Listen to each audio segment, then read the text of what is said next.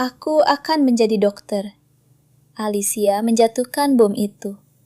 Sang pangeran menatapnya dengan wajah seolah dia baru saja menumbuhkan kepala kedua. Benar-benar tidak bisa dipercaya. Dia dulunya adalah seorang permaisuri penguasa tertinggi.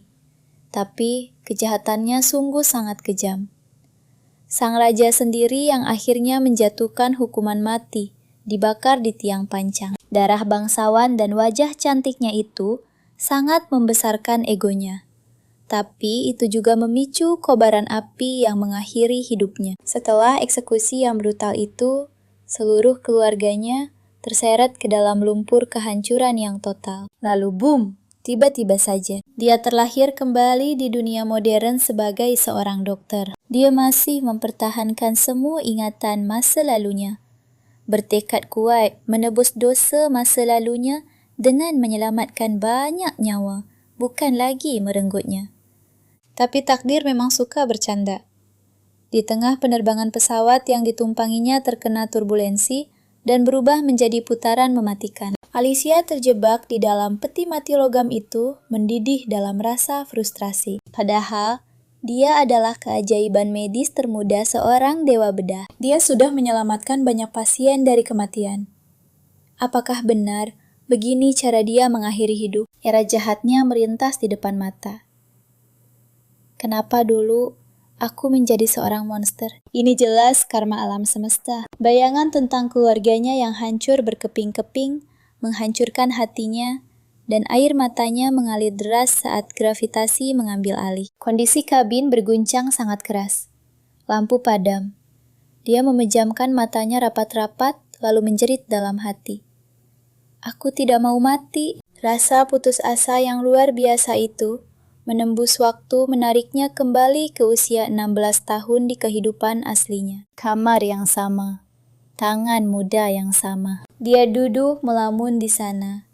Otaknya benar-benar melek selama 1 menit penuh. Seorang pelayan masuk membawa sebuah nampan. Nona, sarapan Anda sudah siap. Nona Anda sakit. Anda terlihat pucat pasi. Dalam garis waktu ini, dia adalah Alicia yang mengerikan. Semua orang ketakutan padanya. Melihat pelayan malang itu gemetar seperti daun, memicu ingatannya kembali. Dia dulu memang mantan bos mimpi buruk. Ronde ketiga, saatnya untuk membuang gelar penyihir jahat itu. Kita tahu, ini bukan despawn yang bisa disia-siakan. Rasanya aneh, tapi dia sudah membulatkan tekadnya. Sosok Alicia yang sombong dan beracun itu sudah resmi mati. Pelayan bernama Mary menyebutkan bahwa masa hukumannya berakhir hari ini. Alicia sama sekali tidak ingat kejahatan apa yang dia lakukan kali ini. Sejujurnya, syukurlah ada kurungan ini. Itu memberinya waktu untuk mencerna situasi dan memproses traumanya. Lalu Mary menjatuhkan sebuah kabar, makan malam keluarga malam ini. Perut Alicia langsung terasa melilit. Setelah 2 kehidupan berlalu, dia akhirnya akan menghadapi mereka. Dia membeku tepat di luar pintu aula perjamuan itu. Guncangan emosi menghantamnya keras. Rasa bersalah yang hebat kini bercampur dengan keinginan putus asa untuk melihat wajah mereka. 30 tahun kerinduan membakar keberaniannya. Dia mendorong pintunya hingga terbuka. Ayah ibu tiri, saudara-saudaranya tanisannya pecah. Dia menangis tersedu-sedu. Keluarganya benar-benar kebingungan melihatnya. Apa yang terjadi? Apakah kurungan isolasi itu merusak otaknya? Kakaknya yang bernama Gray langsung membentak ke arah ayah. Dia memang bersalah, tentu saja. Tapi 10 hari di penjara dingin, itu sangat brutal. Grace menarik adik perempuannya itu ke dalam pelukan hangat. Kehangatan ini. Alicia mengepalkan tangannya. Grace, aku bersumpah, aku tidak akan menghancurkan kita kali ini. Bahkan, ibu tirinya ikut campur memarahi ayahnya karena terlalu keras pada gadis itu. Sang kepala keluarga sekarang tampak sangat bersalah. Dia menggumamkan permintaan maaf singkat pada Alicia dengan wajah malu. Alicia segera menyeka air matanya sambil tersenyum lebar. Aku sayang kalian. Ruangan itu mendadak sunyi senyap. Apakah dia kesurupan? Alicia langsung membungkuk dalam-dalam meminta maaf atas setiap tindakan kurang ajar yang pernah dia lakukan. Kepribadian barunya ini adalah wilayah yang belum dipetakan. Ayahnya tampak seolah habis melihat hantu. Siapa anak ini? Kalian harus tahu, Alicia punya sistem operasi benar-benar baru. Tirani yang manja itu sudah menghilang. Dia sekarang ini benar-benar sedang melakukan. Coba kalian lihat, dia mencuci piringnya sendiri. Mary nyaris pingsan. Ini beneran nona muda, tapi pesonanya emang beda. Cuma Alicia yang bisa kelihatan secantik itu sambil cuci piring kotor. Dia pun keriling buat minta maaf. Tahu ibunya Hans lagi sakit, Bung. Biaya berobat langsung lunas. Dengar, Melly lagi hamil. Alicia datang sendiri bawa banyak banget hadiah bayi. Dia juga kasih obat langsung ke Juni. Mary sampai yakin banget ada malaikat yang merasuki tubuh Alicia. Tolong jangan biarkan si iblis jahat itu balik lagi. Alicia kerja keras di mejanya sampai lewat jam 10 malam. Dia jalan ke ruang ayahnya, bawa teh dingin racikan khusus. Sang duke langsung menatap cangkir itu, seakan itu benda asing. Putrinya sendiri buatin teh buat dia. Benar-benar mustahil terjadi. Reaksi ayahnya itu memicu sebuah kilas balik. Di kehidupan dokternya, dia sendirian. Tanpa orang tua, tanpa dukungan siapapun. Sementara anak lain main, dia cuma mengubur dirinya dalam buku buat musir rasa sepi. Dia nggak pernah bisa jadi anak berbakti dulu. Tapi di timeline ini, inilah momen penebusannya. Dia harus tampil sempurna tanpa celah. Alicia langsung mengecek reaksi ayahnya setelah minum teh. Pria itu berseri-seri. Benar-benar memancarkan aura bahagia yang luar biasa. Dia terus memujinya bersumpah kalau teh dari istana kekaisaran pun kalah enak. Lalu muncullah pertanyaan maut itu. Gimana cara kamu bikin ini? Alicia kaget. Ini bukan teh biasa, ini kemampuan yang dia latih keras di kehidupan pertamanya dulu. Trik yang dia kuasai cuma buat memikat hati sang pangeran. Tapi, melihat wajah ayahnya yang polos ya, dia jelas gak mungkin bongkar rahasia itu. Jadi, dia cuma bergumam cari alasan, lalu kabur. Ditinggal sendiri ayahnya, minum lagi menikmati rasanya perlahan. Pikirannya langsung melayang. Alicia bukan cuma berubah. Dia itu seperti versi baru yang beda total dari dirinya yang dulu. Sejujurnya agak aneh sih, tapi pegang cangkir ini rasanya jauh lebih berharga dari gunung emas atau perak. Alicia yang dulu gak mungkin bikin teh begini. Dia pasti bikin masalah. Intinya, iblis pembuat onar. Kembali ke kamarnya, Alicia mengambil pena. Kita masuk ke bagian seru. Dia punya persis 10 tahun sebelum tiang pancang dan api membakarnya lagi. Dia butuh target waktu. Tulis ulang tragedi ini. Pertama, Domino. Ekspedisi kedua kakaknya, Grace akhirnya terbunuh. Lalu ibu tirinya jatuh sakit. Kakak sulungnya Ryan dieksekusi karena berusaha keras melindunginya.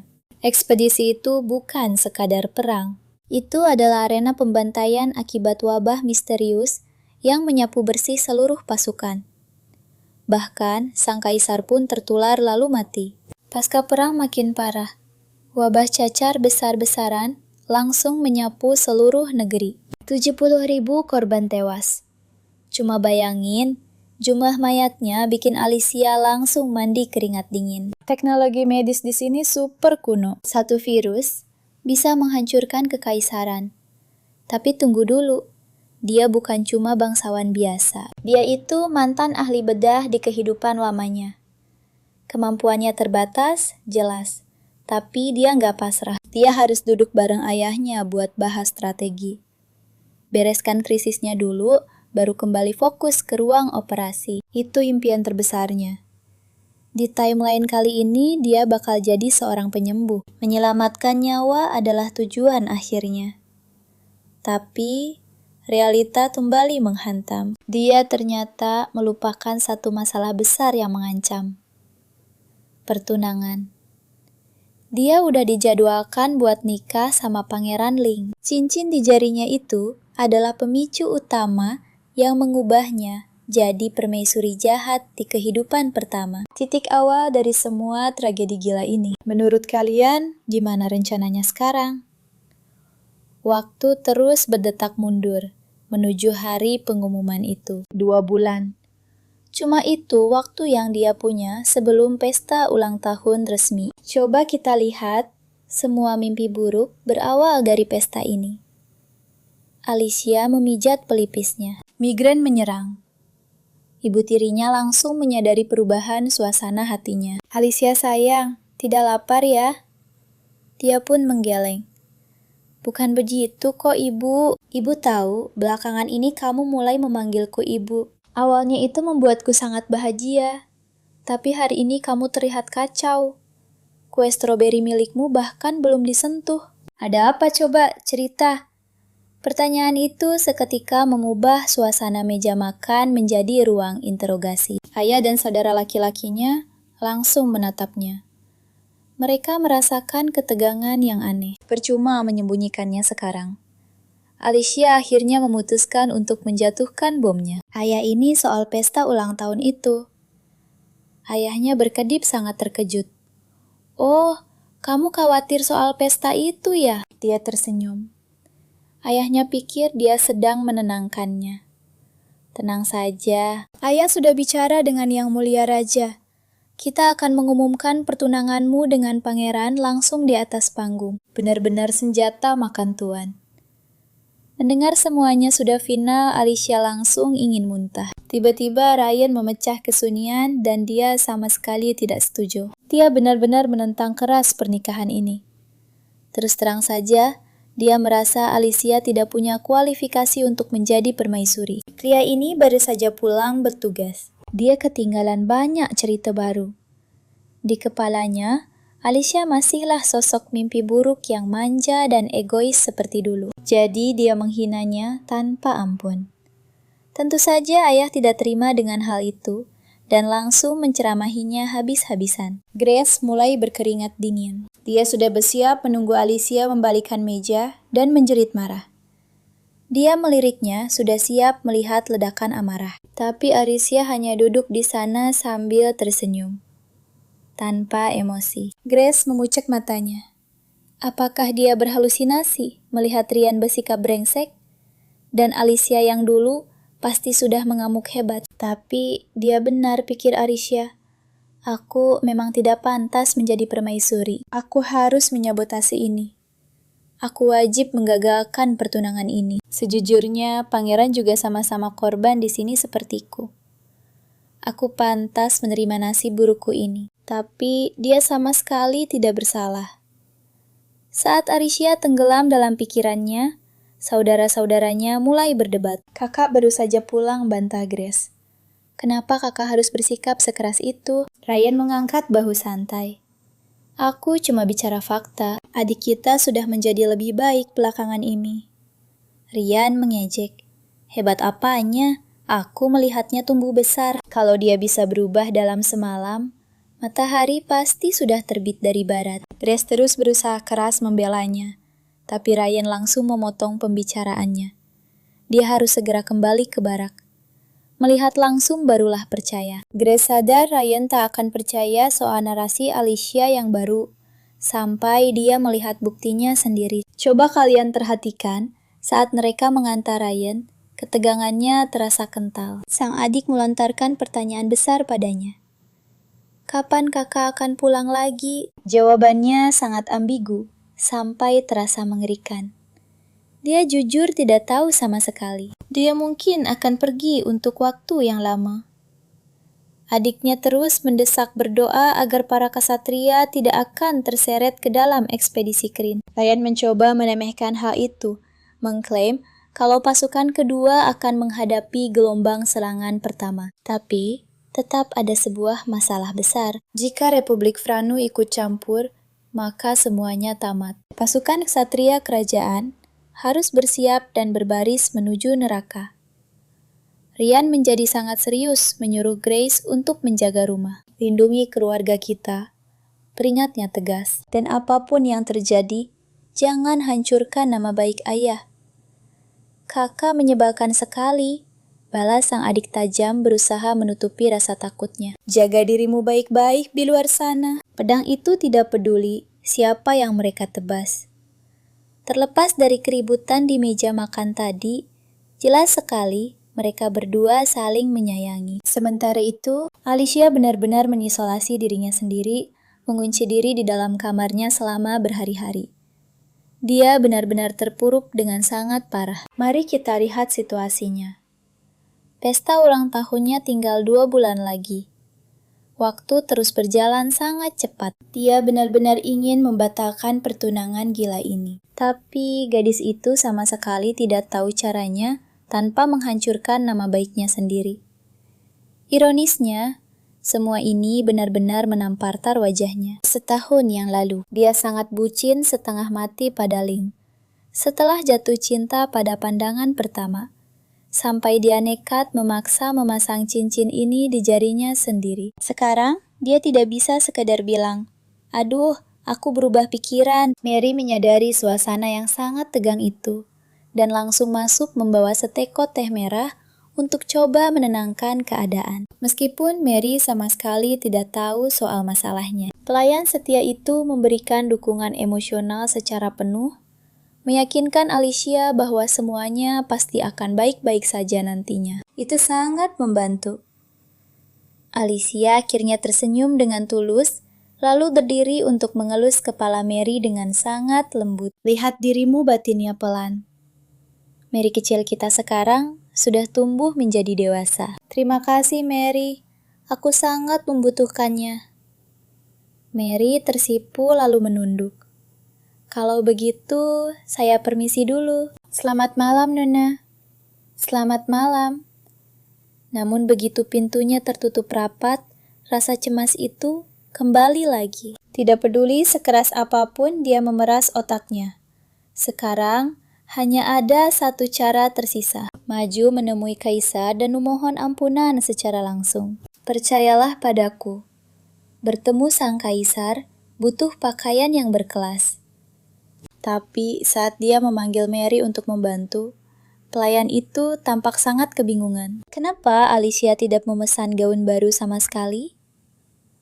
Alicia yang dulu adalah si gila belanja yang hidup memamerkan pakaian modis. Alicia merasa sedikit nyeri mendengarnya. Dia bukan lagi gadis dangkal itu lagi, yang cuma memakai gaun sekali lalu langsung membuangnya. Itu benar-benar tindakan sangat boros dan berlebihan. Aku akan memakai yang sudah ada putusnya. Tapi, begitu dia membuka lebar pintu lemarinya, rahangnya benar-benar nyaris jatuh menyentuh lantai. Dia tahu dirinya yang dulu suka belanja. Tapi ini sudah level penimbun ekstrim. Ini bukan lemari pakaian. Ini adalah sebuah pusat perbelanjaan. Mary mulai mengeluarkan gaun dengan setiap warna pelangi, membuat sebuah pertunjukan mode secara dadakan. Satu demi satu, Alicia menolak semuanya. Gaun itu terlalu berlebihan, terlalu mencolok, atau sama sekali tidak cocok dengan nuansa untuk pertemuan kerajaan yang serius. 1 jam kemudian, benar-benar ada tumpukan kain yang menggunung di lantai, dan Mary yang malang langsung ambruk di sebelahnya, benar-benar kehabisan napas. Maafkan aku, Alicia meringis. Di kehidupan masa lalunya sebagai seorang doktor, dia selalu sibuk bekerja lembur. Maut jelas bukan prioritas utamanya di saat kau menyelamatkan nyawa dengan baju medis. Lalu dia melihatnya. Sebuah gaun putih sederhana terkubur di dalam kekacauan itu. Itu dia Mary, aku akan memakai itu. Mary tampak ragu. Anda yakin Nona Anda sangat cantik? Anda seharusnya tampil memukau dengan sesuatu yang lebih mewah. Daun sudah aman. Sekarang untuk riasan wajahnya. Alicia duduk dan memberi Mary instruksi yang spesifik. buat senatural mungkin. Dia memilih tampilan gadis natural yang bersih, hanya menambahkan sebuah bros dan kalung yang sederhana untuk melengkapi penampilannya. Saat dia melangkah mundur, Mary terpaksa menarik kata-katanya. Alicia tidak hanya sekadar terlihat bagus, dia tampak sangat cantik bagai bidadari. Tidak terlalu mencolok, tapi benar-benar memancarkan keanggunan sejati. Gaya sederhana inilah yang tepatnya dibutuhkan Alicia. Tiba-tiba, ayahnya masuk melangkah melewati pintu. Dia melihat sekali pada transformasi mengejutkan putrinya, dan langsung membeku sepenuhnya. Pria itu kehilangan kata-kata. Alicia dan ayahnya akhirnya tiba di depan gerbang istana dengan kereta mereka. Bagi Alicia, menginjakan kaki lagi di tempat ini setelah 30 tahun, terasa sangat tidak nyata. Deja vu menghantamnya seperti truk besar. Dia sampai melamun menatap pemandangan sekitarnya. Dia pernah menghabiskan 6 tahun memimpin tempat ini sebagai permaisuri pada garis waktu sebelumnya. Coba tebak dulu. Dia selalu mengira karakter utama di dunianya. Sekarang dia cuma bisa berdoa. Semoga pertemuannya dengan sang kaisar tidak berakhir menjadi bencana. Melihat putrinya tiba-tiba melamun, sang ayah langsung panik. Dia pikir tekanan ini membuat Alicia sakit. Hei, kalau kamu merasa tidak enak badan, bilang ya bujuknya. Jangan dipaksakan. Alicia menatap ayahnya dengan tatapan serius. Ayah, kalau aku bikin masalah besar hari ini, ayah bakal marah padaku. Apa? Ayahnya mengernyit heran. Kamu menyembunyikan sesuatu ya? Ayo cerita, kita perbaiki sama-sama. Alicia segera menggeleng. Aku belum melakukan apapun kok. Aku kan cuma bertanya. Biarpun sang kaisar nanti mengamuk hebat, dia tetap harus mematahkan kutukan mematikan ini. Maaf ya ayah batinnya, aku akan mengacaukan segalanya hari ini. Mereka akhirnya masuk ke istana, dan ternyata sang kaisar sudah menunggu mereka cukup lama di sana. Benar-benar awal yang buruk. Pintu besar menuju taman mawar terbuka lebar, dan seketika aroma semerbak bunga yang sedang mekar langsung menyambut mereka. Alicia langsung memberi hormat dengan sempurna saat melihat kaisar. Namun kaisar hanya mengibaskan tangannya menyuruh Alicia untuk santai saja, tanpa basa-basi formal. Setelah sedikit obrolan ringan, sikap kaisar yang super santai sukses membuat jantung Alicia perlahan berhenti berdebar kencang. Namun melihat wajah kaisar, ingatan Alicia justru terlempar kembali ke kehidupan pertamanya dulu. Sebelum kaisar meninggal di masa lalu, dia sempat memohon pada Alicia agar menjadi permaisuri yang kuat dan adil. Tapi ujung-ujungnya, Alicia malah gagal total memenuhi janji itu. Dan sekarang, dia malah berdiri di hadapannya dengan beraninya ingin menuntut sebuah perpisahan. Rasa bersalah menghantuinya. Di kehidupan lalu, pria ini tumbang akibat penyakit yang brutal, ganas, dan dia tidak akan membiarkan itu terulang. Coba kalian perhatikan, berdasarkan perhitungannya, penyakit itu seharusnya sudah mulai menyerang sekarang.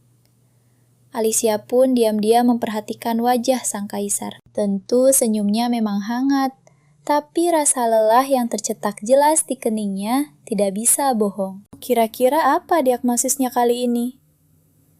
Dulu di kehidupan pertamanya, dokter istana cuma angkat bahu dan menyalahkan sirkulasi darah yang buruk. Diagnosis klasik yang sama sekali tidak berguna. Tapi saat serangan itu terjadi dan kaisar jatuh koma, ada bau keton. Napasnya berat dan cepat. Semua gejala itu jelas mengarah pada asidosis.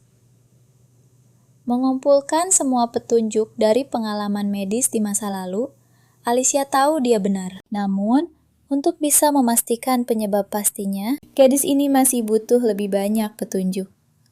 Taruhannya sangat besar. Jika dia menyembuhkan sang kaisar pemberontakan, pangeran ketiga tidak akan pernah terjadi. Skakmat. Tanpa sadar, kaisar terus memperhatikannya. Jelas, merasa terkesan melihat betapa anggunnya sosok Alicia sekarang. Dinilai dari atas sampai bawah begitu. Jujur saja, agak memalukan. Lalu, Tepat pada waktunya, sang ayah malah mulai beraksi. Dia terus mengoceh tanpa henti kepada kaisar soal perubahan positif putrinya, sampai membocorkan fakta bahwa Alicia rutin menyeduhkan teh untuknya setiap hari. Bahkan, kaisar pun sampai mengangkat alisnya kaget. Dia sudah melihat gadis ini tumbuh besar.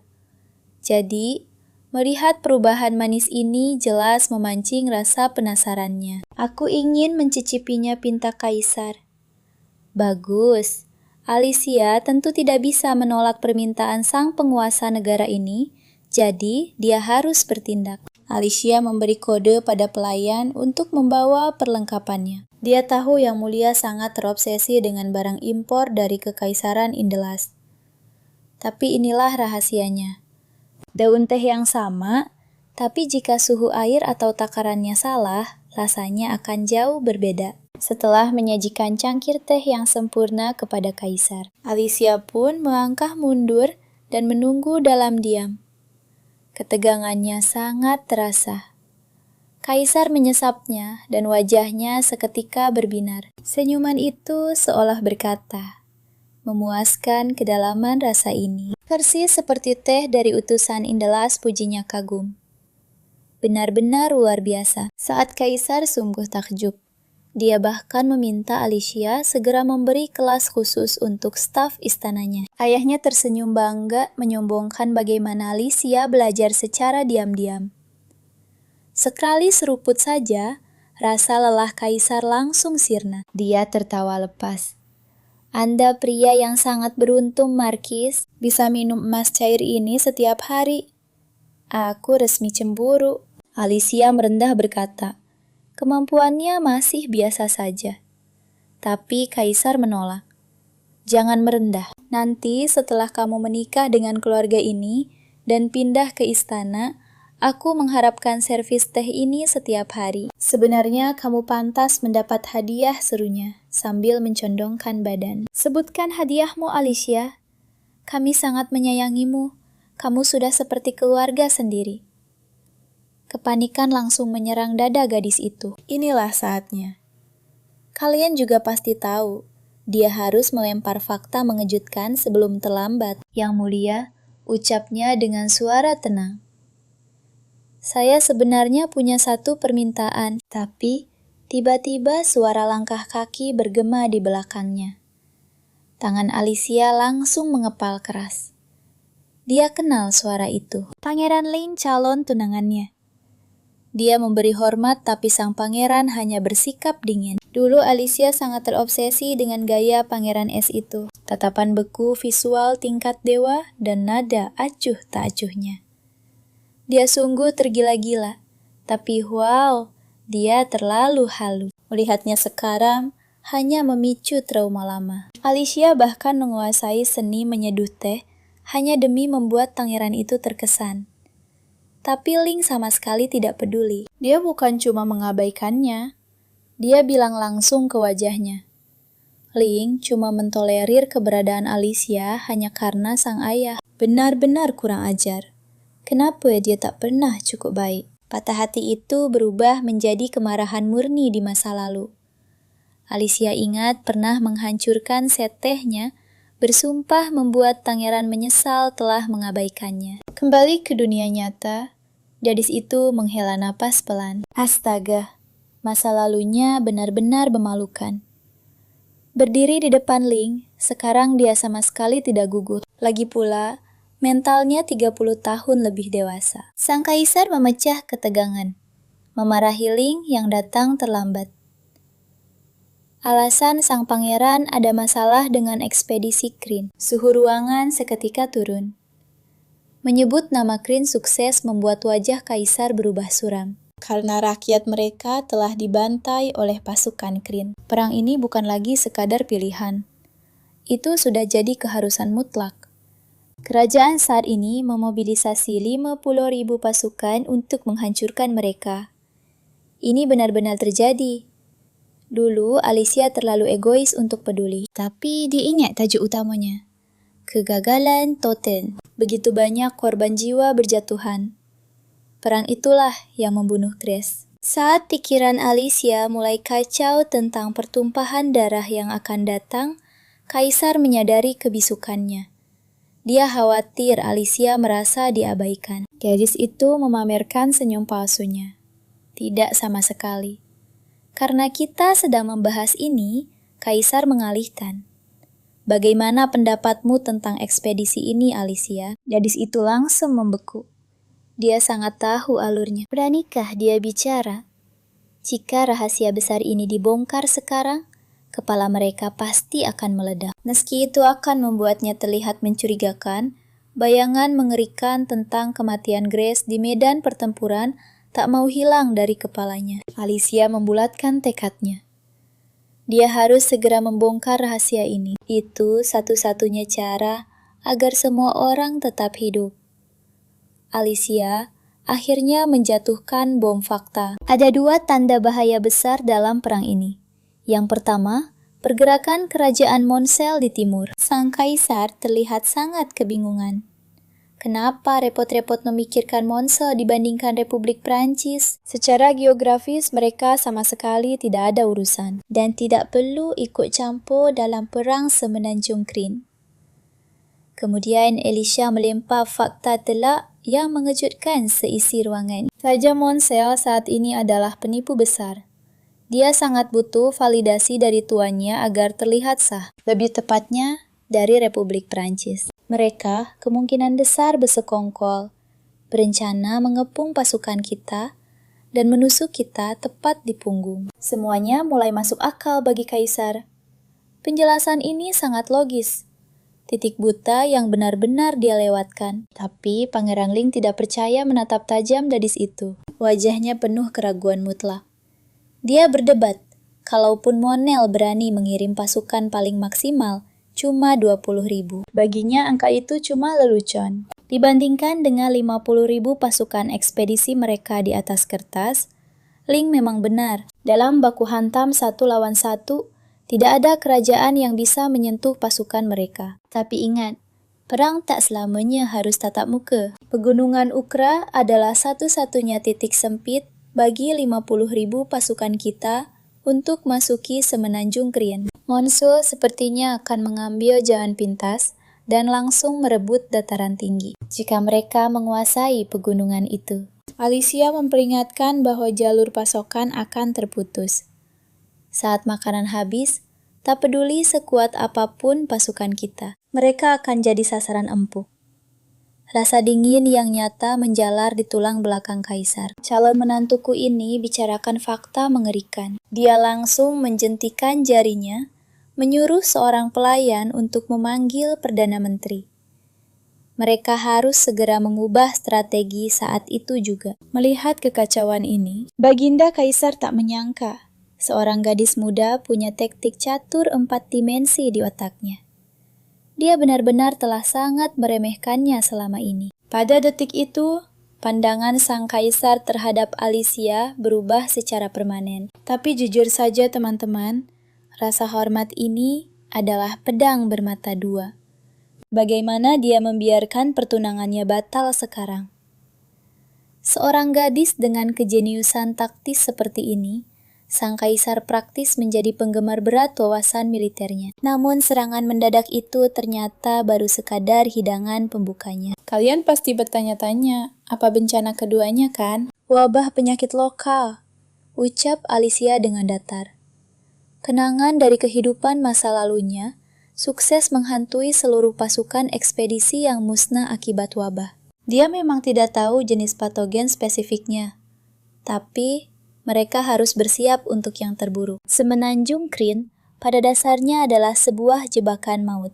Panas terik bercampur dengan kelembapan gila pada saat pasukan kita tiba. Itu adalah puncak musim berkembang biak bakteri, membuat tingkat infeksinya melonjak tajam. Itu adalah bom waktu biologis. Solusi yang diusulkan oleh Alicia adalah menimbun obat-obatan.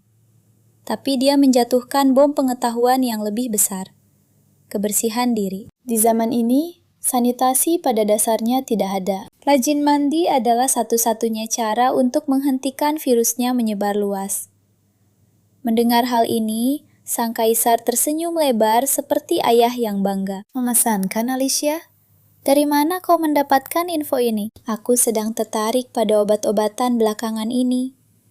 Dia berbohong dengan lancar. Membaca beberapa buku. Cuma dasar-dasar. Ya, benar, dasar-dasar. Keraguan kaisar sukses membuat Alicia mematung.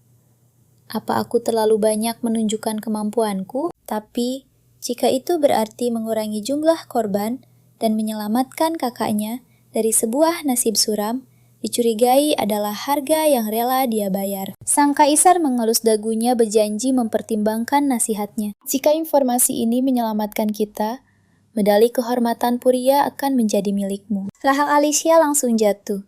Medali itu adalah penghargaan paling berharga kekaisaran. Dia cuma melontarkan opini masuk akal biasa. Dia sama sekali tidak pantas menerima penghargaan sebesar itu. Tapi kaisar bersikeras jika dia bisa mencegah sebuah tragedi. Medali berkilau adalah hal terkecil yang bisa dia berikan. Alicia pun menyadari bahwa Baginda Kaisar ternyata penguasa yang benar-benar bijak. Dia kemudian mengeluarkan sebuah hadiah, lilin aromaterapi dari kekaisaran untuk meredakan stres. Berharap bisa mencetak beberapa poin tambahan, kaisar pun langsung menerimanya dengan hangat. Ini sempurna. Belakangan ini aku merasa benar-benar kehabisan tenaga. Aroma ini menjernihkan pikiranku. Lemah dan lelah. Alicia memindai wajah sang kaisar menyadari kelelahan yang mendalam itu. Tunggu, mungkinkah itu penyakit tersebut? Dia langsung mengingat daftar gejalanya di kepala. Setiap gejalanya benar-benar sangat cocok. Alicia tidak pernah menebak bahwa penyakit misterius kaisar ini ternyata murni cuma diabetes biasa. Tapi, tanpa insulin dan pengobatan, saat gulanya naik gila-gilaan. Dibiarkan itu akan memicu asidosis. Vonis mati di dunia dengan layanan kesehatan abad pertengahan ini. Tapi Alicia tidak langsung menyebutkan diabetes. Dia main aman berbohong kalau dia cuma membaca beberapa teks kuno. Memang tubuh butuh gula, tapi kalau kadarnya melonjak, boom, muncul gejala mengerikan yang persis menyiksa sang kaisar saat ini. Itu langsung memancing perhatian kaisar. Dia mengangguk, sadar dia harus segera bicara serius dengan tabib terbaiknya, Viscount Ben. Tahu ada ahli medis hebat seperti Ben yang menanganinya, Alicia akhirnya bisa bernapas lega. Krisis terhindari. Perang mematikan dibatalkan. Kesehatan kaisar aman. Mari kita lihat, bos terakhirnya membatalkan pertunangannya dengan Pangeran Ling. Alicia yang dulu selalu terobsesi mati-matian dengan mahkota. Menjadi putri adalah tujuan hidupnya. Tapi sekarang ini, Alicia versi 2. Dengan kesempatan hidup kedua, dia ingin membakar obsesi beracun itu dan menari puas di atas abu tersebut. Dia berani menatap langsung mata sang kaisar. Yang mulia, saya memohon padamu, batalkan pernikahanku dengan Pangeran Ling. Ruangan itu langsung hening total. Semua orang melongo, dan ayahnya tampak siap meledak marah. Dia mulai meneriaki putrinya, menyebutnya anak nakal yang ceroboh. Tapi kaisar dengan tenang mengangkat tangannya membungkamnya. Dia ingin mendengar alasannya langsung dari Alicia. Alicia kemudian bersujud di lantai, dahinya menyentuh tanah. Dia meminta maaf atas ketidaksopanannya, tapi tekadnya sekuat baja. Yang mulia mengkerutkan dahi, benar-benar kebingungan. Tunggu, bukannya kau dulu memohon untuk pertunangan ini? Kau sangat terobsesi dengan Ling, dan sekarang kau malah mencampakkannya. Kenapa Alicia memainkan kartu asnya? Yang mulia, saya sungguh tidak pantas memakai mahkota. Saya sudah banyak merenung. Bisakah gadis kekanak-kanakan sepertiku memimpin negara ini? Apakah aku benar-benar pantas menjadi calon permaisuri? Aku cuma akan menjadi beban bagi kekaisaran. Dia tetap menunduk, terlihat seperti gambaran penyesalan yang sangat rendah hati. Hukum saya sesuka hati Anda. Saya siap menghadapi kemarahanmu. Tapi alih-alih marah, sang kaisar malah terkekeh. Tatap aku nak. Alicia mendongah dan membeku. Dia tidak marah. Wajahnya berseri-seri. Sebelum hari ini dia pikir gadis itu cuma modal cantik tanpa otak sama sekali. Tapi setelah dia tepat menebak diagnosisnya dan menyelamatkan pasukannya dari misi bunuh diri, pendapatnya tentang gadis itu berbalik 180 derajat. Ahli strategi jenius yang mengorbankan hatinya demi kebaikan yang lebih besar. Itu benar-benar energi karakter utama.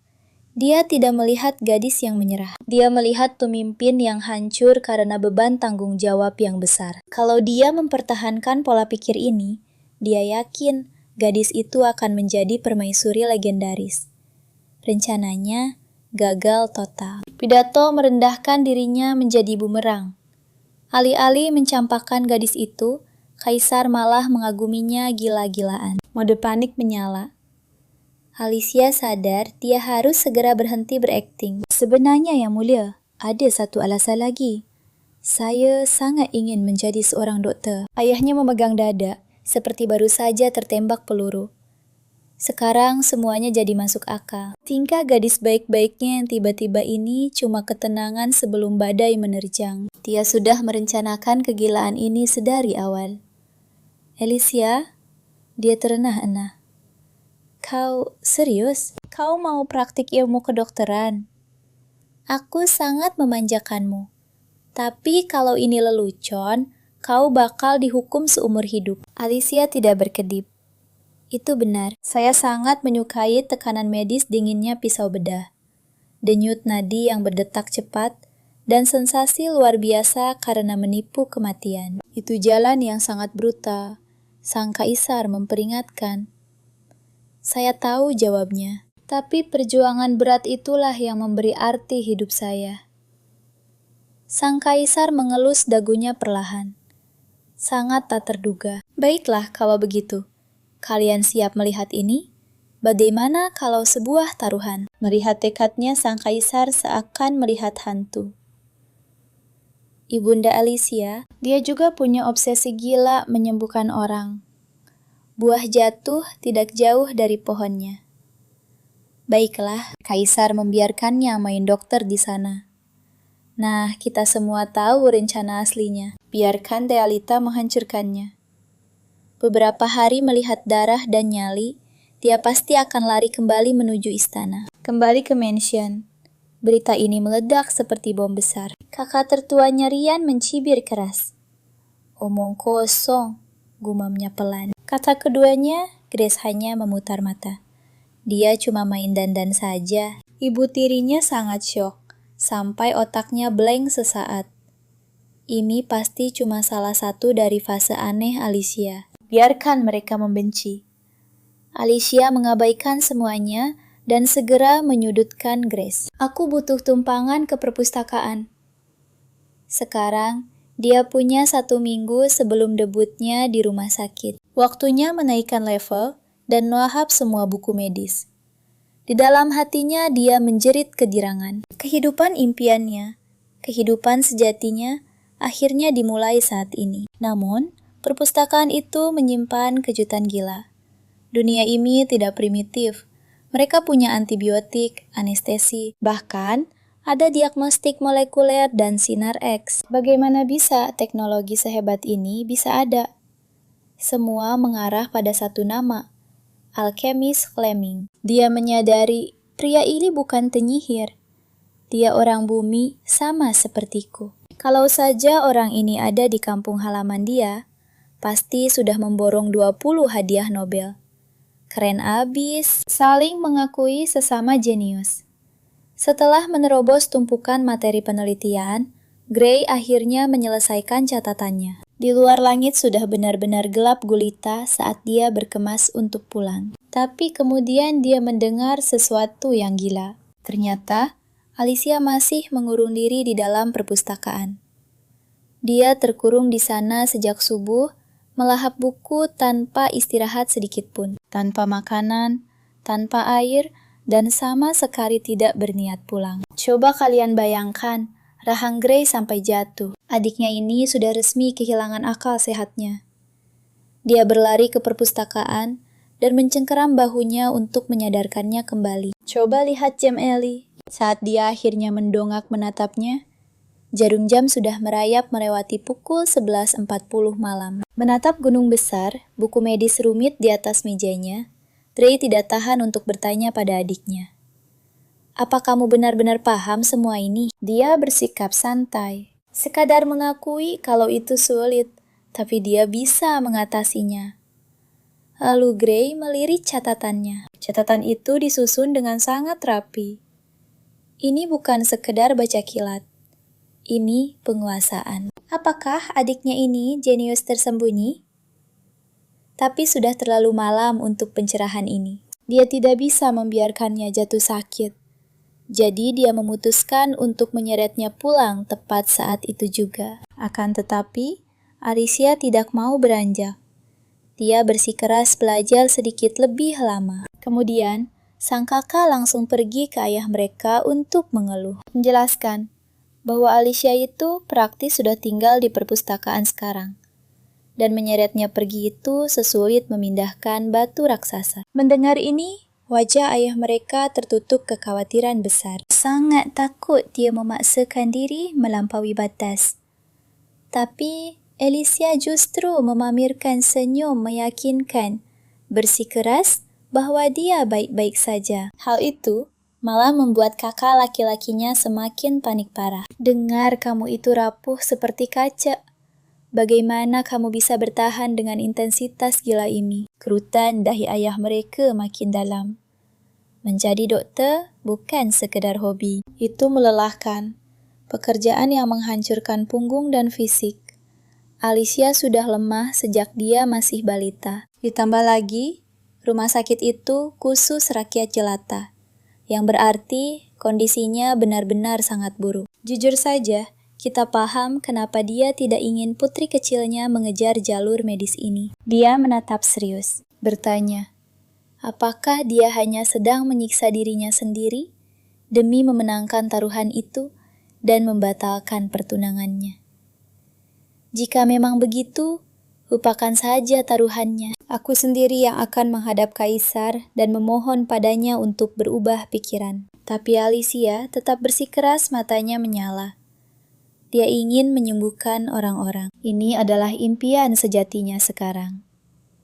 Mendengar keyakinan kuat dalam suaranya, ayahnya seketika terpaku. Lalu senyum lega dan kebanggaan yang murni menghiasi wajah sang ayah. Putri kecilnya yang manja akhirnya tumbuh dewasa. Demi memastikan dia tidak mendapat perlakuan khusus karena nama keluarganya. Kalian harus lihat ini. Alicia menyamar menggunakan nama palsu Laura. Sementara itu di ruang rumah sakit yang sempit, seorang profesor medis muda membanting buku ke lantai. Dia benar-benar marah karena harus mengurus seorang murid baru yang baru berumur 16 tahun dan pastinya tidak tahu apa-apa. Dia menatap tajam jam dinding. Kita sepakat jam 10 tepat. Telat 1 detik saja, aku akan mengusirnya. Tepat saat menara jam menunjukkan pukul 10, ketukan tegas terdengar di pintu. Alicia datang di waktu yang sangat sempurna. Senang bertemu denganmu. Namaku Laura. Melihat gadis rapuh berdiri di sana, Graham benar-benar dibuat bingung. Gadis itu sangat menawan dan jelas-jelas bangsawan kelas atas yang tidak pernah bekerja sehari pun dalam hidupnya. Dia mencibir dalam hati. Bagaimana mungkin putri manja dengan tangan sehalus ini bisa menanggung berdarah demi menyelamatkan nyawa? Jadi, tanpa basa-basi lagi, Graham langsung mengintimidasinya. Aku lihat kamu baru saja lepas dari popok. Kamu bahkan belum lulus dari sekolah kedokteran, kan? Alicia mengakui bahwa dia belajar secara otodidak. Mendengar itu, darah Graham seketika mendidih. Dia menatapnya dengan penuh rasa jijik bertanya, apa dia paham apa itu ilmu kedokteran sebenarnya? Aku paham, itu adalah merawat orang sakit. Pernahkah kamu melihat kehidupan menghilang dari mata seseorang? Ya, aku pernah. Dokter melihat neraka setiap hari. Apa yang kamu lakukan jika pasien yang kamu perjuangkan mati begitu saja? Aku akan mengubur almarhum di dalam hatiku. Menguburnya di dalam hatimu. Graham membeku.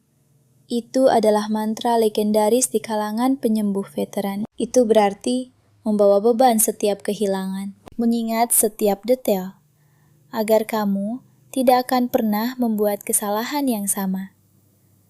Dia tidak percaya pemula ini tahu kode tersebut. Dia selesai mengintimidasinya. Dia tidak bisa menjatuhkannya secara verbal, tapi karena Viscount Kate yang merekomendasikannya, dia harus memberinya posisi.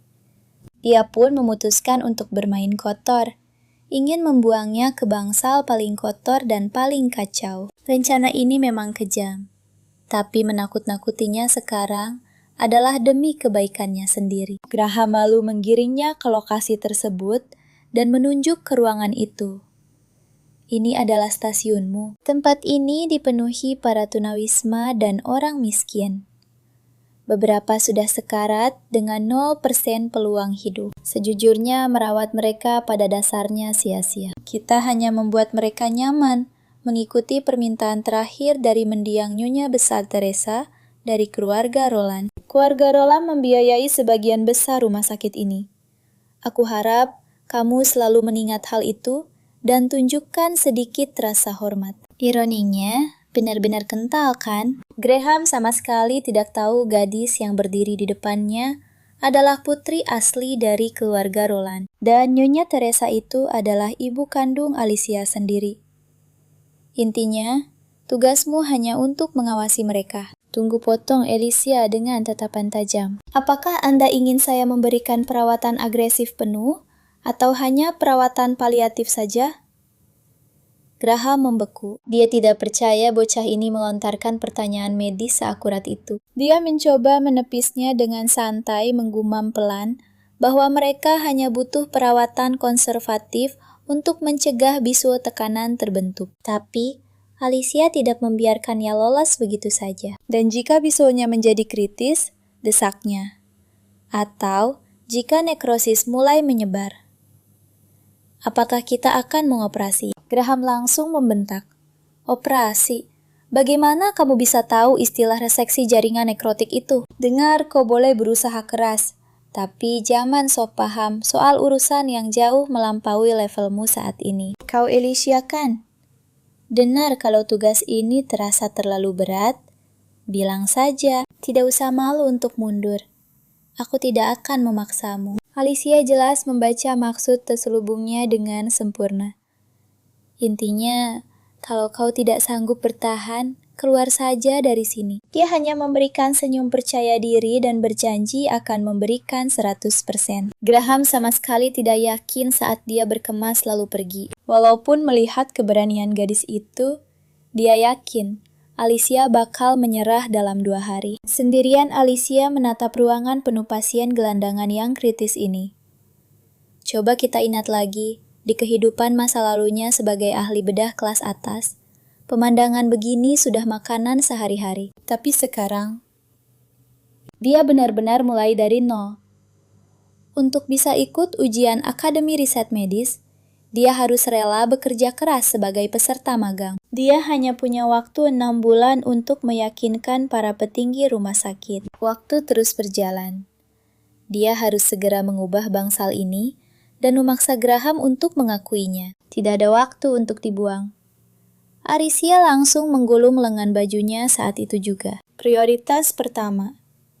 Tempat ini benar-benar menjijikan. Dia langsung mencegat 2 perawat. Menyuruh mereka untuk membantu memandikan pasien karena kotoran parah di sini sudah jelas menjadi sarang utama penyebaran infeksi. Kesembuhan adalah hal yang mustahil di tempat kumuh seperti ini. Menyadari gadis kecil ini adalah murid baru Graham, para perawat itu langsung saja mencibir. Gadis ini pasti cuma tuan putri manja. Membersihkan tempat ini memang tugas kami. Tapi, tidak ada yang mau repot-repot melakukannya. Mereka melipat tangan, menolak untuk membantu sama sekali. Memangnya, anak ini siapa? Berani seenaknya memerintah mereka. Baiklah, kalau mereka memang tidak mau membantu, dia akan mengerjakannya sendiri. Pekerjaan kasar ini sangat brutal dan melelahkan, membuat pakaian bersihnya berlumuran kotoran.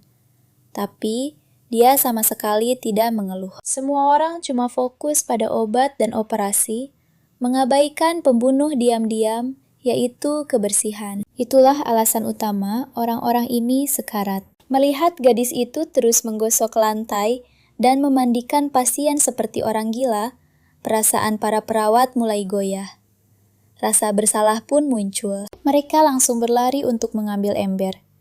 Bagaimanapun, ini memang tugas mereka. Dengan mereka bertiga bekerja keras, bersama bangsal itu berubah total. Kilau kebersihan kembali terlihat, dan para pasien bahkan menangis penuh rasa syukur. Langkah pertama, masalah sanitasi selesai. Sekarang giliran medisnya. Alicia memeriksa seorang pasien dengan gejala mengerikan dan menyadari infeksinya sudah menyebar parah. Tekanan pada lukanya sangat dalam. Alicia mengambil keputusan. Aku akan melakukan reseksi. Para perawat menatapnya seolah dia sudah gila.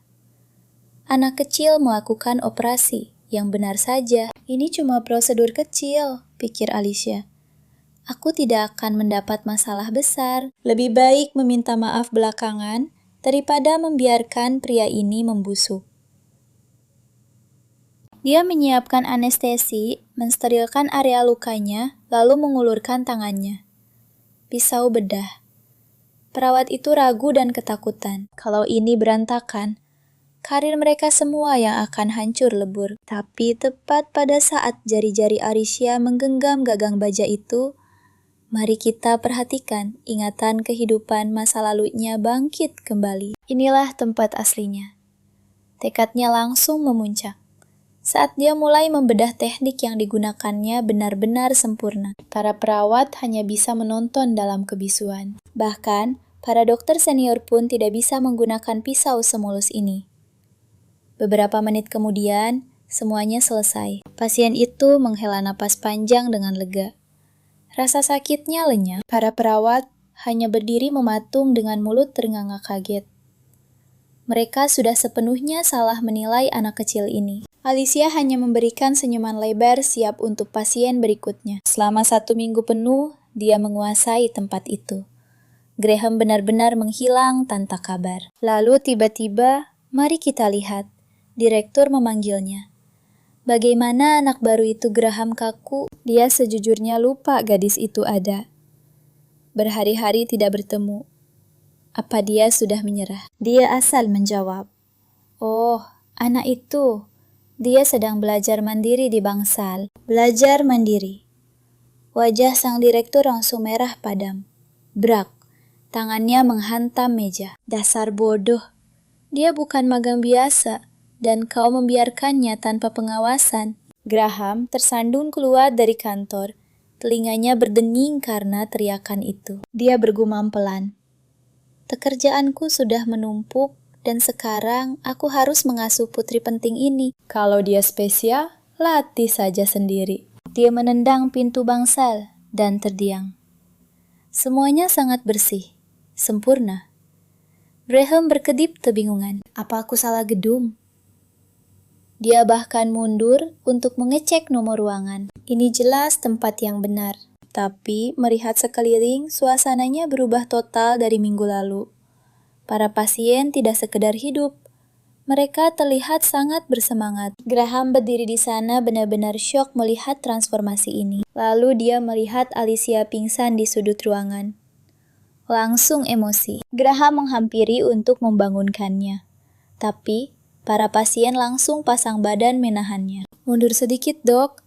Gadis ini sudah bekerja tanpa henti semalaman demi menyelamatkan kami. Biarkan dia istirahat sebentar.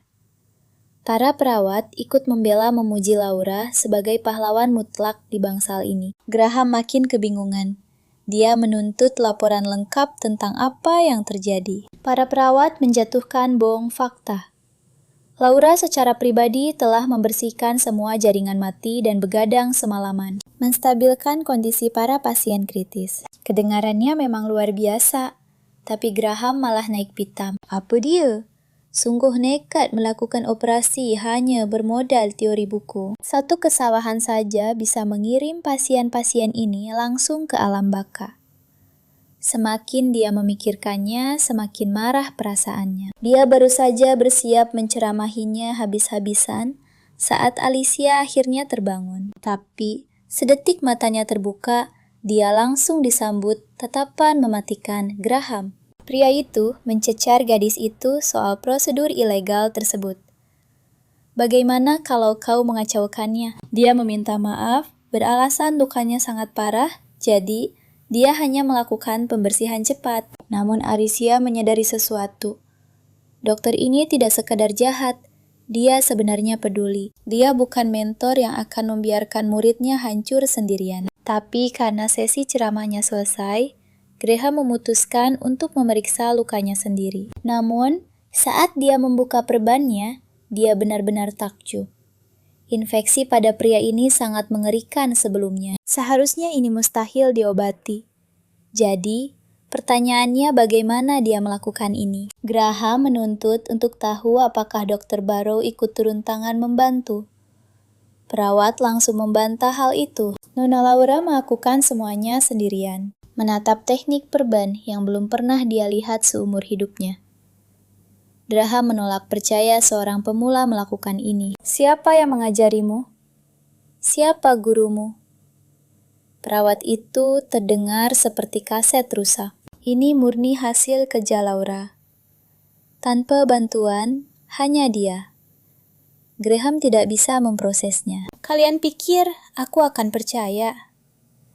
Dihadapkan pada interogasi gurunya, Alicia terbatuk gugup dan membeku ketakutan. Dia jelas tidak mungkin asal menjatuhkan kartu rahasia bahwa dia adalah dewa medis di kehidupan sebelumnya. Dia tergagap bilang, hanya mengikuti buku. Graham terdiam kaku. Ilmu medis bukan sekedar membaca, ini tentang jam terbang. Kau bisa menghafal setiap halaman, tapi kau takkan mendapat tangan sestabil itu tanpa latihan keras. Alicia dengan gugup bertanya, apakah dia mengacau? Graham menggelengkan kepala tanpa kata. Jadi Anda kesini memeriksa pasien? Ucapan itu menyadarkan Graham kembali ke dunia nyata. Sang direktur telah memerintahkannya untuk mengawasinya. Mulai besok, kamu di bawah pengawasanku. Resmi sudah. Graham sekarang menjadi mentornya. Tapi ingat, ini jelas bukan hadiah. Dia cuma mau mengawasinya untuk membuktikan apa Alicia itu jenius sejati atau penipu. Sementara itu, seminggu berlalu sejak Alicia menghancurkan pertunangannya. Nah, coba kalian lihat istana. Dokter kekaisaran lagi panik berat. Kelelahan sang kaisar sama sekali tidak membaik. Butuh petunjuk.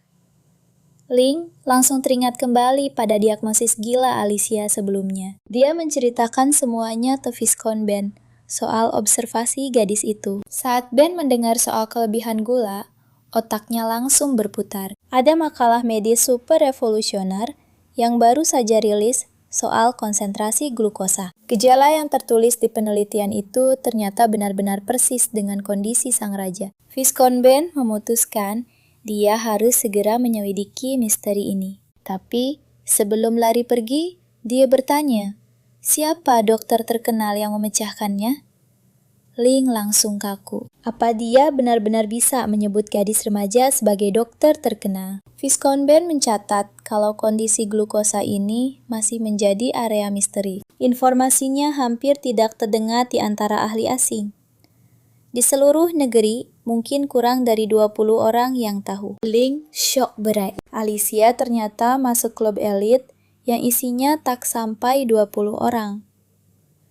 Baru mau sebut nama Alicia, sang kaisar memotongnya. Penyelidikan ini jauh lebih penting daripada sumbernya. Walau Viscount Ben hampir mati karena penasaran sang raja, dengan halus menutup percakapannya. Aturan mutlak, jangan pernah mendebat raja. Viscount Ben makin yakin kalau tabib misterius itu pasti orang dalam.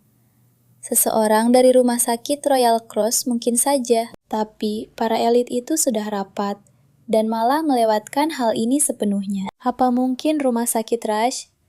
Ray, jelas mustahil. Mereka cuma peduli sama cuan belaka. Ini benar-benar jalan buntu total. Tidak ada satupun petunjuk yang cocok. Tersisa satu pilihan terakhir di meja. Rumah sakit Teresa. Rumah sakit Teresa itu sungguhan hebat. Markas para monster medis seperti direktur legendaris God dan si jenius muda Graham. Link cuma pernah berpapasan dengan pria itu sekali. Kalau ada yang tahu, pasti mereka. Link sadar, mari kita amati. Dia harus merekayasa pertemuan dengan para dokter itu. Tapi ada hal lain yang sangat mengganggunya. Kenapa sang kaisar begitu terobsesi untuk merahasiakan identitas Alicia? Lalu dia paham.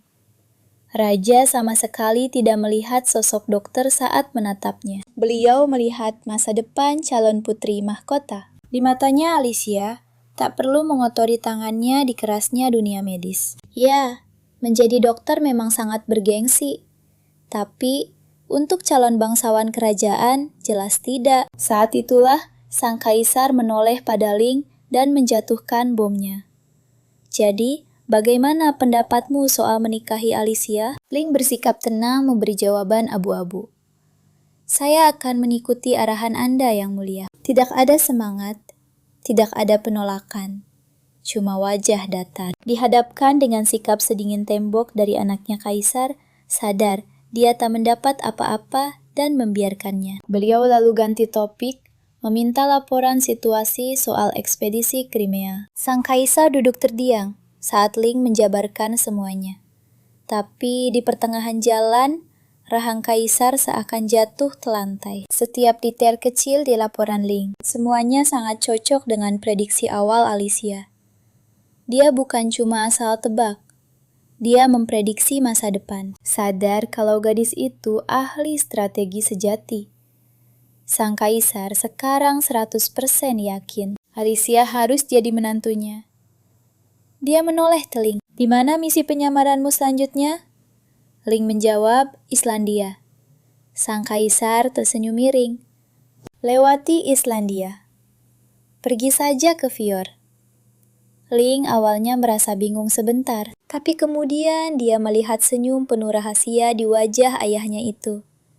Pesan diterima. Sang raja rupanya mengirim dia langsung ke rumah sakit Teresa untuk memantau Alicia beraksi. Sekarang, mari kita lihat keahlian Alicia yang sedang benar-benar diuji ketat. Instrukturnya tidak percaya dengan desas-desus itu.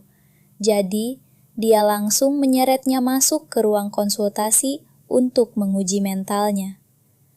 Dia lalu menunjuk seorang pasien.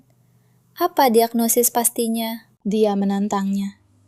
Alicia sama sekali tidak gentar. Pneumonia bakteri. Graham mengerutkan kening. Kau yakin ini bukan efusi pleura? Coba perhatikan tanda pengerasannya. Dia langsung membantah. Dibandingkan dengan efusi, buktinya jelas, sangat menunjukkan pneumonia. Graham pun terkejut luar biasa. Itu adalah analisis tingkat veteran sungguhan. Dia menatapnya. Siapa sebenarnya anak ini? Dunia sudah sering melihat para jenius legenda seperti sang alkemis hebat Fleming dan Galen, sang bapak pengobatan dunia. Tapi Alicia, dia masih sangat muda. Namun, bekerja dengan rasa percaya diri seorang profesional sejati. Apakah dia keajaiban 1:1.000.000? Shift pun berakhir. Guru apa selanjutnya? Tanya Alicia. Tidak ada, pulamlah sekarang. Ucapnya lalu terdiam sesaat. Tunggu Alicia. Graham akhirnya menelan harga dirinya. Hei, ini salahku. Aku sudah menilaimu hanya dari penampilan, sebelum melihat keahlian aslimu. Maafkan aku, tidak masalah sama sekali. Guru senyumnya mengembang. Graham menatapnya pergi, merasa seperti orang yang sangat brengsek. Gadis itu sudah merawat seorang pasien tunawisma dengan dedikasi total, sementara dia malah berdiri di sana menghakimi dirinya. Itu sungguh tindakan berkelas. Graham akhirnya benar-benar menghormatinya bukan sebagai seorang murid, tapi sebagai seorang dokter. Mereka berdua berjabat tangan resmi menyegel perjanjian damai. Kembali ke mansion mewah ayah Alicia, langsung menginterogasinya soal rumah sakit. Alicia tampak santai dan mengatakan bahwa dia sangat menyukainya. Tapi ayahnya dia justru mengamuk.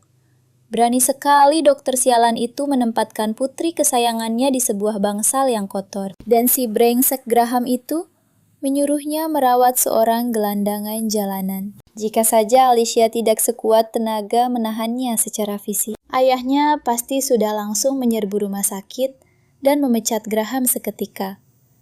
Level selanjutnya terbuka, yaitu stasiun darurat. Bangsa umum sudah tidak punya hal lain untuk diajarkan padanya. Zona ini adalah area eksklusif, hanya dikhususkan bagi para magang berpengalaman yang sudah benar-benar membuktikan bahwa diri mereka sumbu elit. Stasiun darurat adalah garis depan. Tempat ini pada dasarnya adalah unit gawat darurat versi brutal, tempat utama untuk operasi trauma serta perawatan kritis.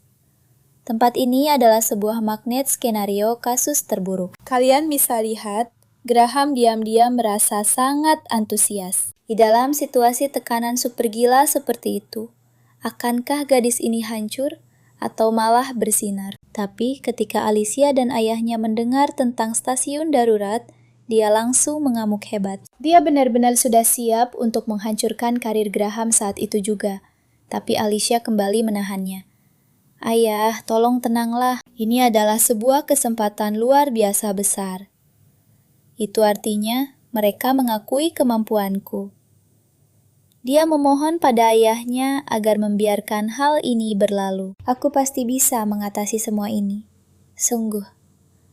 Melihat nyala api di matanya sang Duk, menghela napas panjang tanda menyerah. Baiklah, dia menggeram kesal.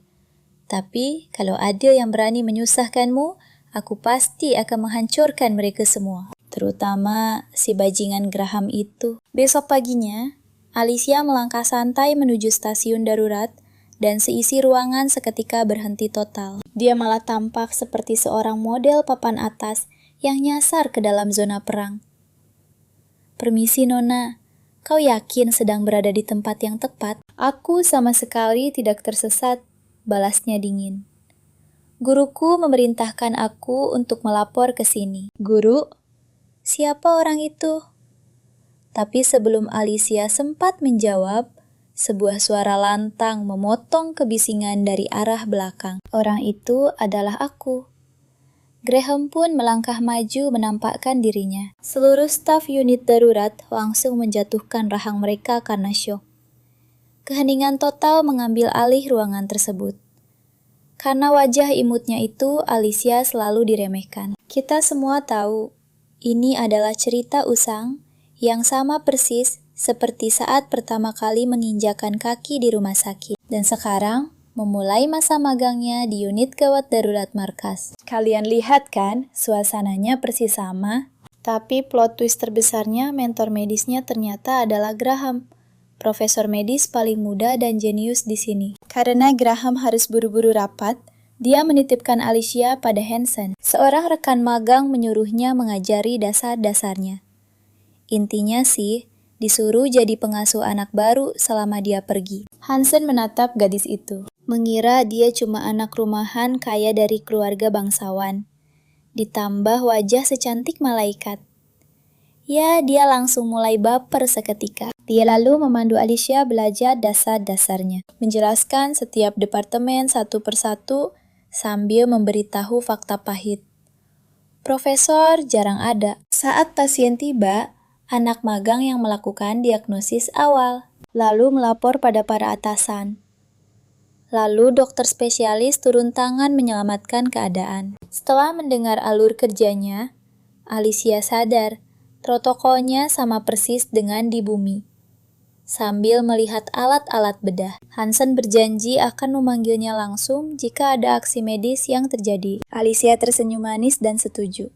Senyum itu langsung membuat jantung Hansen berdebar kencang lagi. Tapi momen romantis itu hancur saat seorang pasien kritis tiba-tiba menerobos masuk. Pria itu memegangi dadanya.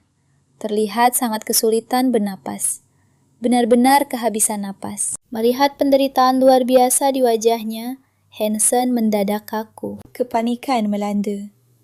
Dengan sangat panik, dia bergegas memasang alat pemantau jantung dan menyuruh orang lain mencari Profesor Graham. Tapi Alicia yang mengamati dari samping menyadari ada yang salah. Coba perhatikan. Ini bukan serangan jantung. Pemantau jantung hanya membuang waktu berharga dengan percuma. Pria ini mati lemas. Dia tidak akan bertahan sampai Graham tiba. Alicia tahu dia harus melanggar aturan. Dia langsung meminta stetoskop dari Hansen. Tapi pria itu sudah lumpuh ketakutan. Waktu terus berjalan, Alicia tidak punya pilihan. Dia merebutnya langsung dari tangan Hansen. Sekali dengar membenarkan itu pneumotoraks. Tapi melihat kejanggalan di paru-paru kiri, dia langsung sadar, ini lebih parah. Ini bukan sekadar paru-paru kolaps. Ini adalah tension pneumotoraks. Udara yang terjebak menciptakan tekanan luar biasa. Secara perlahan menghancurkan jantung dan memicu syok. Tanpa penanganan langsung, pria ini pasti mati. Aku butuh cairan disinfektan dan jarum suntik. Cepat bergerak. Ambilkan aku jarum paling tebal yang kalian punya. Anak magang yang kaget buru-buru memberikannya. Hansen terlihat seperti habis melihat hantu.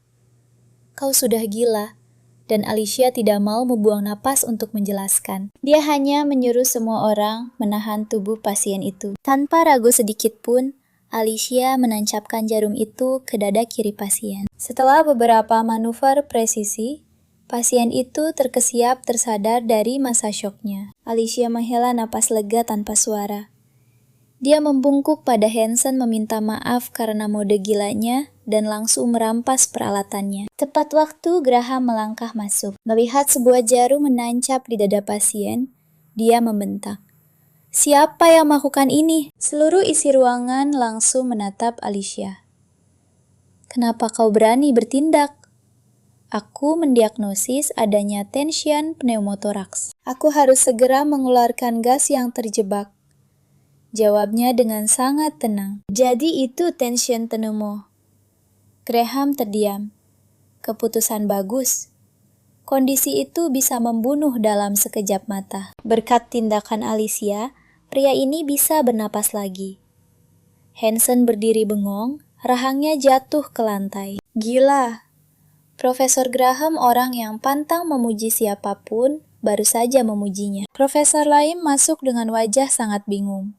Bagaimana dia bisa tahu diagnosis itu? Aku melihat tanda-tanda sesak napas yang parah, jelas Alicia. Dari stetoskop tidak ada suara napas sama sekali yang mengarah ke paru-paru kolaps. Ditambah lagi, denyut nadinya hilang. Itu memastikan bahwa ada tekanan besar yang mencekik jantungnya. Coba kita perhatikan. Pneumotoraks tensi. Staf U gede menatapnya tanpa suara. Magang ini baru saja memberikan jawaban tingkat dewa. Lebih gilanya lagi, penjelasannya sama persis dengan jurnal medis legendaris milik Graham bertahun-tahun lalu. Pemahamannya soal teori medis benar-benar akurat sampai bikin merinding. Mendengar bisik-bisik di seluruh ruangan, Graham benar-benar terguncang.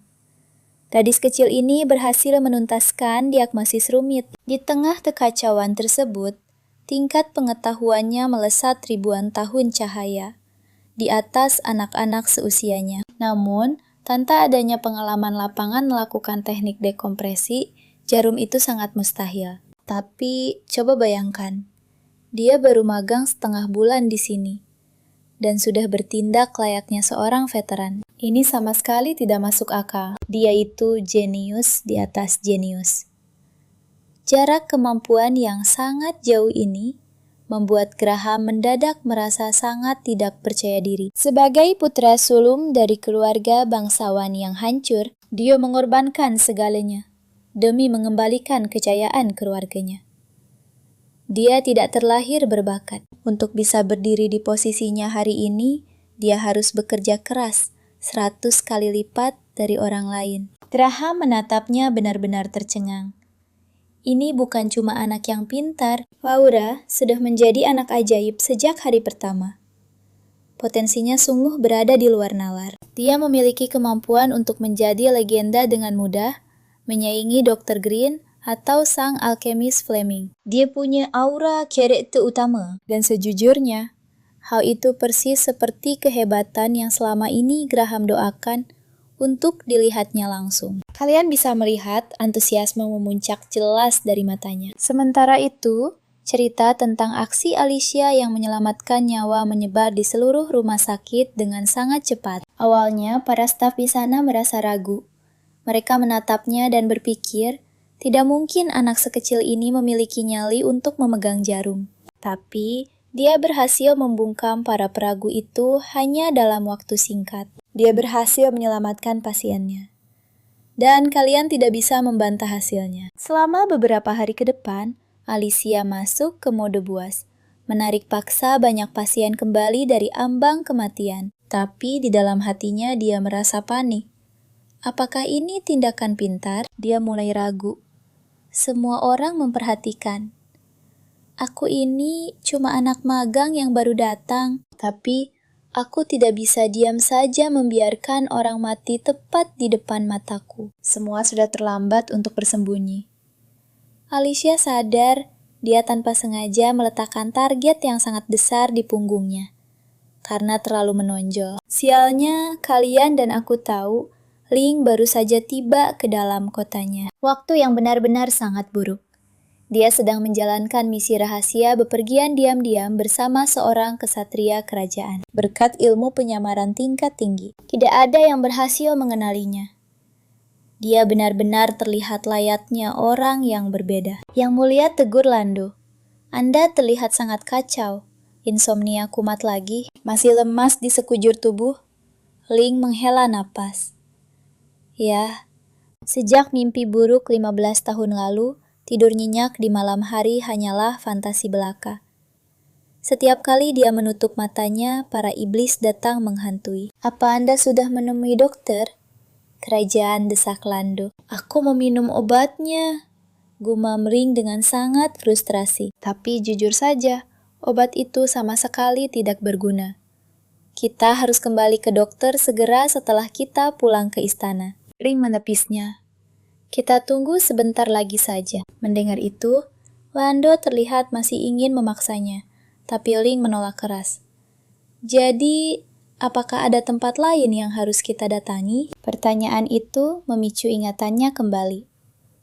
Benar juga, alasan lain kenapa dia berada di sini, sang raja telah memerintahkannya untuk memeriksa keadaan Alicia. Walaupun sebenarnya pembatalan pertunangan itu belum resmi, Ling sudah sangat mengenal sifat raja. Keputusan ini sudah mutlak. Tidak ada jalan untuk membatalkan situasi yang satu ini. Sebenarnya, taruhan raja dengan Alicia itu cuma taktik.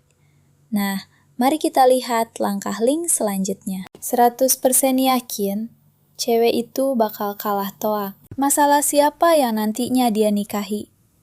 Ling tidak peduli sama sekali. Dia sudah masa bodoh soal cinta. Tapi, Alicia ini beda, bukan cuma menolak. Dia malah sangat terobsesi jadi dokter sungguhan. Agak mengkhawatirkan sih. Ah, lupakan saja, pikir Ling. Dia sedang malas meladeni drama cewek itu. Pria ini pun bersiap untuk langsung pulang. Demi menghemat waktu, Lando mengarahkan mereka masuk ke gang kumuh. Hati-hati, mungkin ada preman di sini, peringat Lando. Tapi tenang saja yang mulia. Saya akan selalu melindungimu. Percaya diri khas kesatria kerajaan banget. Ironi sekali.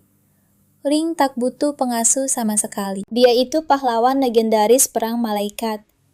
Justru dialah ancaman aslinya. Dan bicara soal momen baru, 2 detik mereka melangkah masuk ke dalam bayangan. Seorang pecandu muncul sempoyongan dari balik tembok mengayunkan pisau seperti orang gila.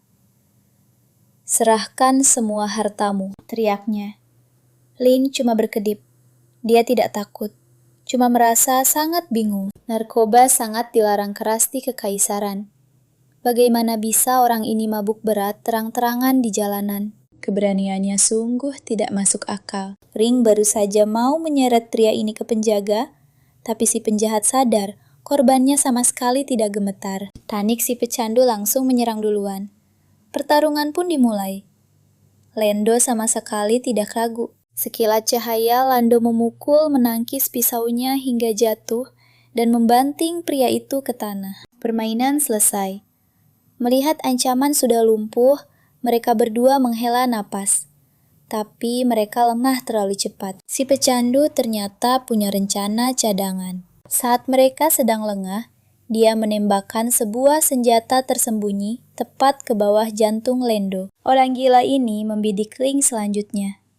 Lando menahan rasa sakit luar biasa, merebut senjata itu dan menerjang membunuhnya. Si pecandu jatuh ke lantai dengan suara keras. Ancaman berakhir, tapi kondisi Lando sangat parah. Dia ambruk ke pelukan Ling, darah menggenang dengan cepat. Tembakan itu menghancurkan limpanya. Itu adalah serangan fatal. Denyut nadinya melemah, dan napasnya nyaris tidak terasa. Rumah sakit kerajaan jaraknya masih sangat jauh. Mereka tidak akan sempat. Ling sadar satu-satunya harapan mereka adalah sebuah rumah sakit Teresa terdekat. Adrenalin memuncak. Ling menggendong pengawalnya itu lalu berlari kencang. Sementara itu, mari kita kembali ke klinik. Profesor, pasien dengan bahu terkilir sudah sembuh. Graham menatap gadis itu dengan mulut ternganga. Tunggu, bagaimana kamu bisa menggunakan tuas sesederhana itu? Gadis itu mengangkat bahu menjelaskan tekniknya, seolah sedang membaca daftar belanjaan. Graham benar-benar kehabisan kata-kata karena kaget. Gadis itu mengembalikan bahu terkilir itu pakai manuver kocer dengan sangat sempurna. Ini bukan cuma keberuntungan pemula biasa, rasanya seperti melihat seorang ahli bedah veteran bekerja. Benar-benar aura jenius sejati. Belakangan ini, Alicia terus bekerja tanpa henti. Graham menyuruhnya untuk istirahat dulu. Terima kasih sudah memperhatikanku. Senyuman itu mematikan. Graham merasakan hawa panas menjalar ke pipinya. Tunggu dulu. Apa dia mulai jatuh cinta pada muridnya sendiri? Suasana tiba-tiba berubah. Ada keadaan darurat. Pintu terbuka mendobrak dan itu adalah Ling yang bergegas masuk. Graham hanya butuh melirik sekali ke lubang peluru itu dan wajahnya langsung memucat.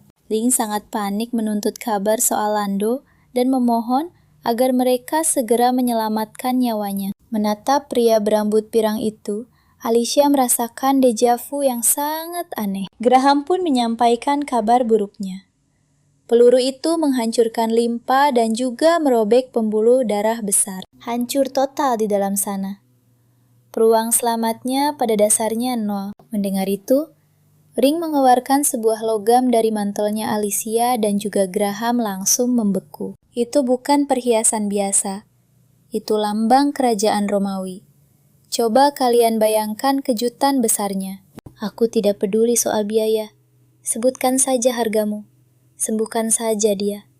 Terlepas dari sikap pria putus asa, Graham cuma menghela napas. Status bangsawan tidak bisa mencegah kematian. Ada luka yang emang fatal.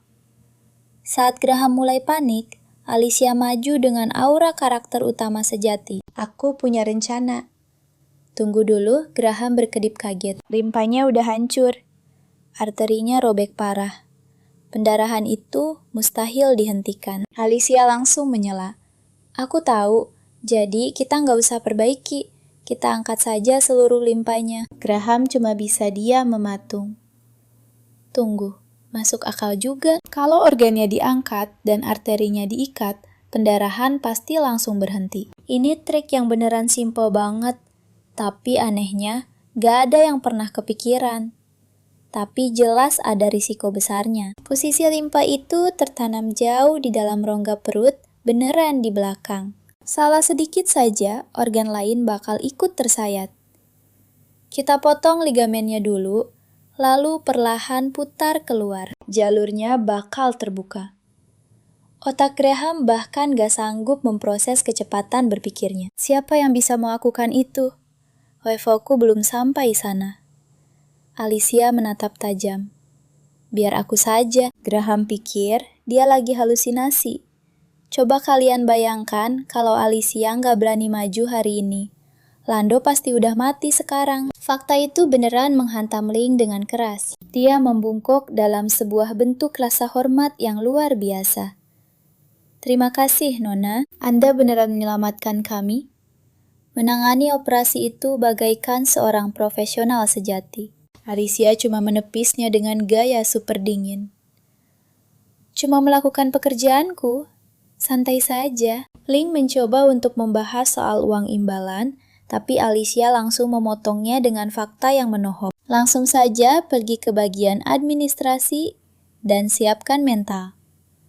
Total biaya untuk pengobatan ini pastinya nggak bakal murah. Asal tahu saja, rumah sakit Teresa itu mematok harga berdasarkan status. Semakin tinggi kelas sosialmu, tagihannya bakal makin gila. Waktu kamu melihat angkanya, usahakan jangan sampai serangan jantung. Dan tolong, jangan marah-marah ke staf kami. Ling beneran terdiam sejenak. Dia, seorang pangeran takut sama tagihan rumah sakit. Tolonglah orang-orangku yang bakal urus keuangannya. Batinnya meremehkan. Besok pagi aku bakal memindahkan Lendo ke rumah sakit Royal Cross. Alicia mengangguk tanpa beban. Boleh saja. Seharusnya gak jadi masalah. Aku akan menyiapkan laporan operasinya untuk proses kepindahan Lando, sambil membayangkan dokumennya. Alicia tahu betul kalau dia harus mencatat setiap sayatan dan jahitan dengan detail. Ini bukan operasi sembarangan. Pengangkatan limpe total itu ibarat mitos di rumah sakit Royal. Ling kemudian mulai melangkah keluar, tapi saat dia berdiri, ruangan terasa berputar, lututnya lemas, dan Alicia langsung menangkapnya sebelum dia jatuh ke lantai. Wajahnya terlihat pucat pasi. Insting dokternya mengambil alih. Alicia mencoba mengecek suhu tubuhnya. Tapi, kedekatan yang tiba-tiba itu, hal itu sukses bikin Ling panik bukan main. Wajahnya memanas dan dia memalingkan wajahnya, menolak untuk melakukan kontak mata. Jangan, aku baik-baik saja. Hentikan, cuma pusing biasa. Aku udah sering begini kok, pusing kronis.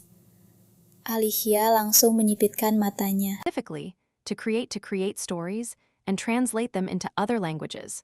So after having the translation and checking the translation in detail, and I gave this translation to our partner abroad to create audio and process the audio, we have an audio file like this as for the images. That appear in our videos are collected from Google Images, and then we will only select images that fall under usage rights allowed for reuse and modification. We use Google's rights filtering tool according to the